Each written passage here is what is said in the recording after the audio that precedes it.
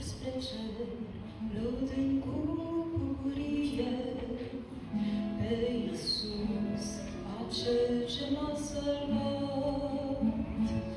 El mi-a dăruit pentru vecie o speranță de neclătinat.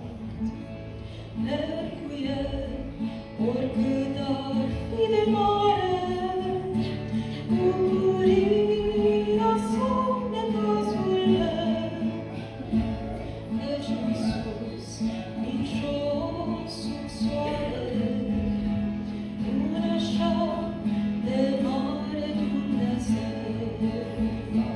Merg cu El, oricât ar fi de mare, bucuria sa necazul meu, căci lui Iisus nicios sub soare, un așa de mare Dumnezeu.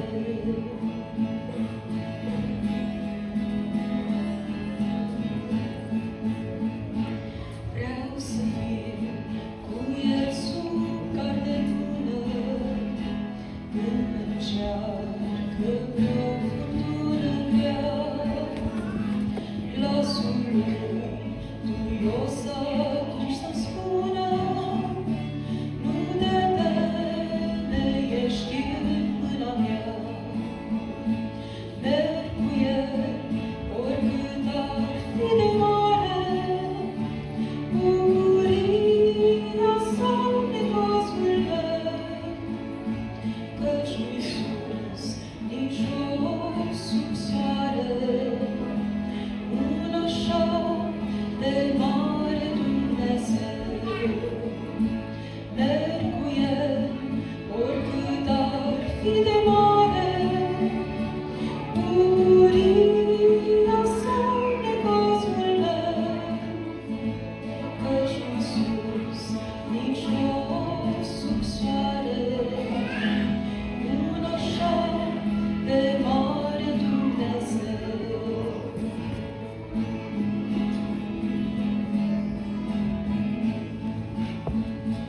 Merg cu El pe îngusta lui cărare, lângă El smerit prea să trăiesc, și de-ar fi să trec printr-o încercare, tot mai mult de El vreau să iubesc.